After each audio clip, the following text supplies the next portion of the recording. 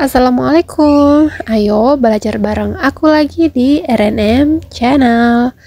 Oke, kali ini aku mau bahas latihan soal kebidanan.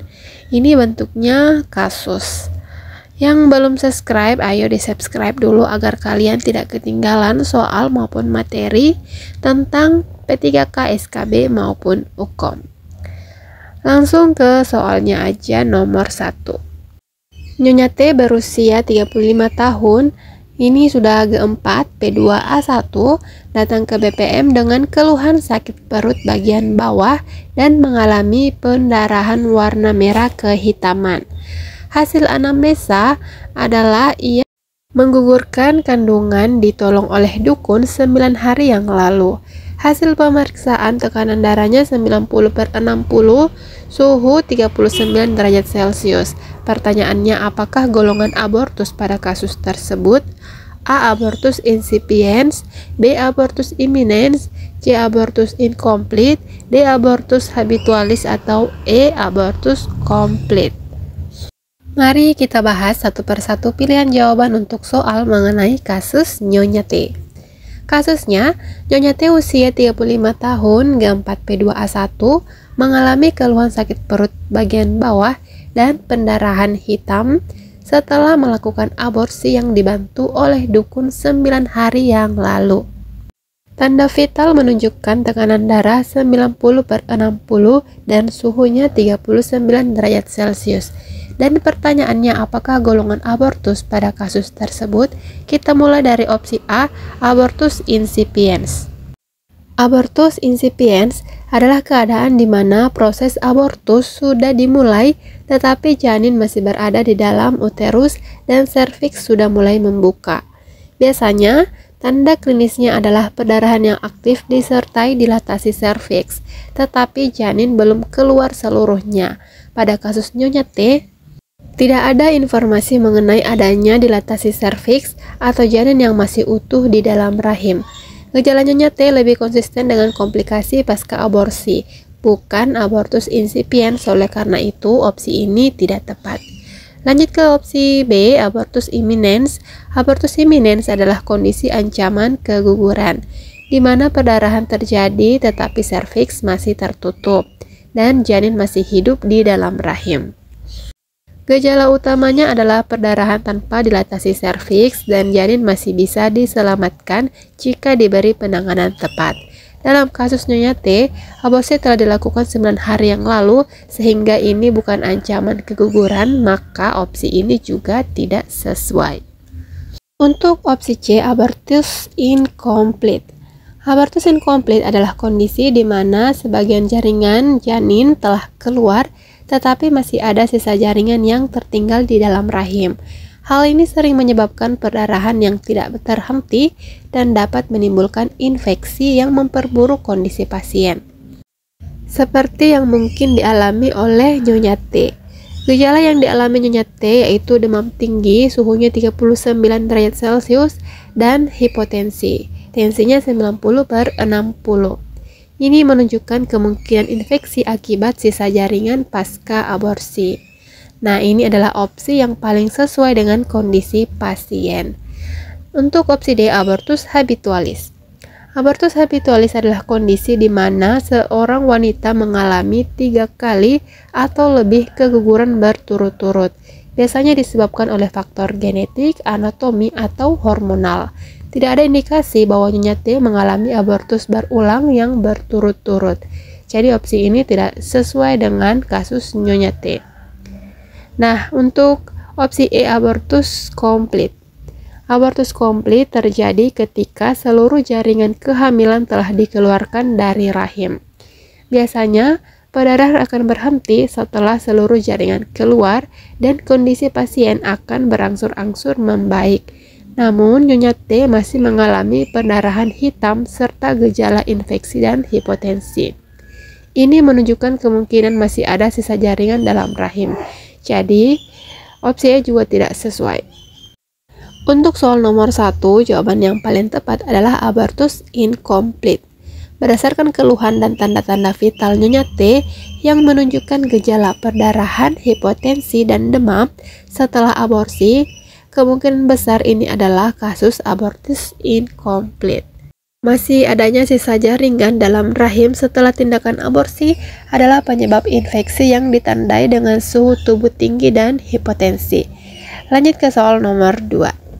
Nyonya S berusia 25 tahun, G1 penol A0, usia kehamilan 37 minggu, datang ke BPM pada pukul 19.00 waktu Indonesia Barat. Menyatakan merasa mules yang teratur. Dilakukan pemeriksaan dan didapatkan hasil TTV dalam keadaan normal, TFU 31 cm, penurunan kepala 3/5, kontraksi kuat DJJ 144 kali per menit. Hasil pemeriksaan dalam pembukaan 5 cm. Berapakah pembukaan serviks pada pukul 23.00 waktu Indonesia Barat? A. 6 cm, B. 7 cm, C. 8 cm, D. 9 cm, atau E. 10 cm. Pada kasus tersebut, datang ke BPM pada pukul 19.00 dan telah dilakukan pemeriksaan dalam dengan hasil pembukaan serviks 5 cm.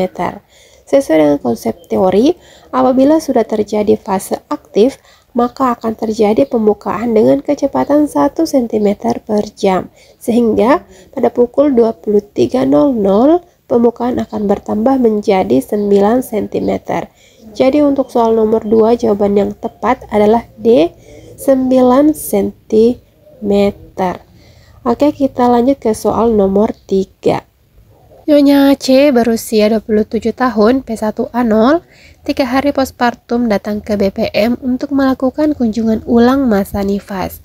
Dari hasil pemeriksaan didapatkan KU ibu baik, TTV normal, TFU normal, PVV, lokia rubra. Klien mengatakan bahwa dirinya belum bisa merawat bayinya karena jika melihat bayinya akan mengingatkan pada proses persalinan yang dialaminya. Tahap tersebut di atas adalah A. Taking in, B. Taking hold, C. Taking on, D. Letting go, atau E. Let it go. Pada kasus tersebut, ibu mengatakan bahwa ibu belum bisa merawat bayinya karena jika melihat bayinya akan mengingatkan pada persalinan yang dialaminya. Hal tersebut berarti bahwa ibu masih memasuki tahap taking in. Jadi untuk soal nomor 3, jawaban yang tepat adalah A. Taking in. Soal nomor 4, Nyonya D berusia 20 tahun baru saja melahirkan anak pertamanya di BPM. Setelah proses persalinan, bayi diletakkan di atas perut ibu di antara payudara dengan kepala menghadap ke salah satu sisi selama 1 jam. Apa nama tindakan yang dilakukan oleh bidan tersebut? A. Bonding attachment, B. IMD, C. Rooming in, D. ASI eksklusif, atau E. Metode kanguru. Mari kita bahas setiap opsi jawaban terkait dengan tindakan yang dilakukan bidan pada kasus Nyonya D. Nyonya D 20 tahun baru saja melahirkan anak pertamanya. Setelah proses persalinan, bayi diletakkan di atas perut ibu di antara payudara dengan kepala menghadap ke salah satu sisi selama 1 jam. Pertanyaannya, apa nama tindakan yang dilakukan oleh bidan tersebut? Kita mulai dari opsi A, bonding attachment. Bonding attachment adalah proses ikatan emosional yang terjadi secara alami antara ibu dan bayi setelah lahir. Ini mencakup momen interaksi pertama seperti menyentuh, melihat, dan berbicara dengan bayi yang membantu mempererat ikatan ibu dan anak.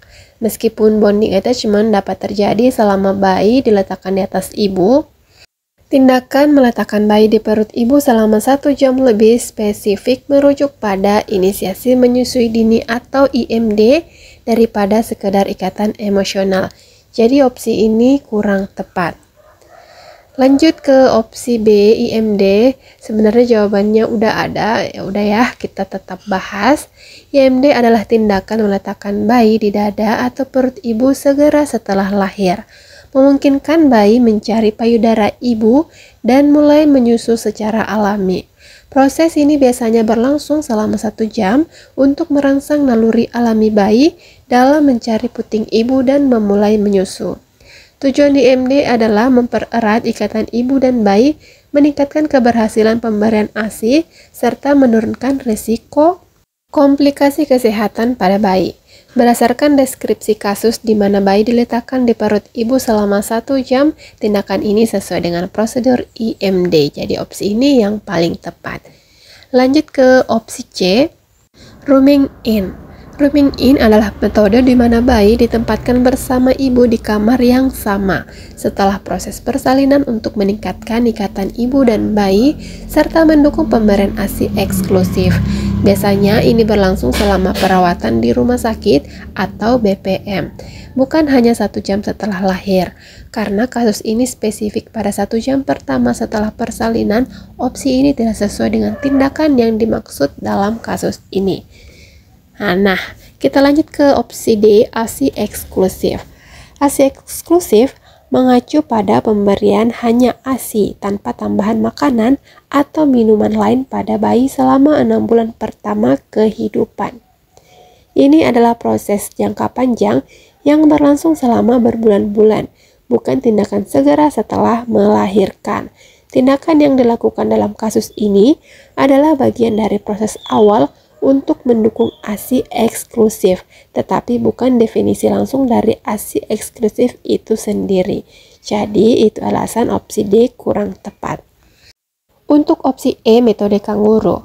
Metode kanguru adalah teknik di mana bayi, terutama bayi prematur atau berat lahir rendah atau BBLR, diletakkan di dada ibu dalam kontak kulit ke kulit untuk menjaga kehangatan tubuh dan stabilitas kondisi bayi. Meskipun mirip dengan IMD dalam hal kontak kulit ke kulit, metode kanguru biasanya dilakukan untuk jangka waktu yang lebih lama dan pada bayi yang membutuhkan bantuan dalam mempertahankan suhu tubuh. Kasus ini tidak menunjukkan bahwa bayi Nyonya D prematur atau BBLR, sehingga opsi ini juga tidak sesuai. Jadi untuk soal nomor 4, jawaban yang tepat adalah B, IMD, inisiasi menyusui dini. Tindakan yang dilakukan bidan dalam meletakkan bayi di perut ibu selama 1 jam sesuai dengan prosedur IMD. Tujuan IMD adalah untuk memulai proses menyusu bayi secara alami, mempererat ikatan ibu dan bayi, serta meningkatkan keberhasilan pemberian ASI. Lanjut ke soal nomor 5. Nyonya T berusia 41 tahun, P5A0, datang ke poli kebidanan untuk berkonsultasi mengenai keinginannya menggunakan metode kontrasepsi dan sudah tidak ada rencana untuk memiliki keturunan lagi. Apa metode kontrasepsi alternatif pertama yang tepat untuk kasus di atas? A. Pil, B. Suntik, C. Kontak, D. Implan, atau E. AKDR. Mari kita bahas dari setiap opsi yang ada. Untuk kasus Nyonya T, usia 41 tahun, P5A0, datang untuk konsultasi mengenai metode kontrasepsi dengan tujuan tidak ingin memiliki keturunan lagi. Dimulai dari opsi A, pil. Pil kontrasepsi merupakan metode hormonal yang harus diminum setiap hari untuk mencegah kehamilan. Meski efektif, metode ini memerlukan kepatuhan tinggi karena penggunaan harus konsisten. Pada wanita usia 41 tahun, penggunaan pil kurang ideal, terutama bila ada faktor risiko seperti hipertensi atau riwayat penyakit lainnya yang dapat meningkatkan seiring bertambahnya usia. Karena Nyonya T tidak berencana memiliki anak lagi, metode kontrasepsi jangka panjang atau permanen lebih direkomendasikan. Jadi opsi ini kurang tepat. Untuk opsi B, suntik. Suntik kontrasepsi adalah metode hormonal yang diberikan setiap 1 atau 3 bulan. Meskipun efektif, suntik kontrasepsi memiliki efek hormonal yang dapat mempengaruhi kesehatan dalam jangka panjang, terutama pada wanita usia di atas 40 tahun. Karena efek jangka panjang dari suntik yang harus diulang, metode ini tidak seideal metode jangka panjang atau permanen bagi Nyonya T yang tidak ingin memiliki anak lagi. Jadi opsi ini juga kurang tepat. Untuk opsi C, kontak atau kontrasepsi mantap. Kontrasepsi mantap atau sterilisasi adalah metode permanen baik dengan tubektomi untuk wanita atau vasektomi untuk pria. Metode ini sangat cocok untuk wanita yang tidak ingin memiliki anak lagi karena bersifat permanen dan tidak membutuhkan perawatan lanjutan. Mengingat usia Nyonya T dan keinginannya untuk tidak memiliki keturunan lagi, metode kontrasepsi mantap adalah pilihan yang sangat sesuai. Jadi opsi ini adalah paling tepat.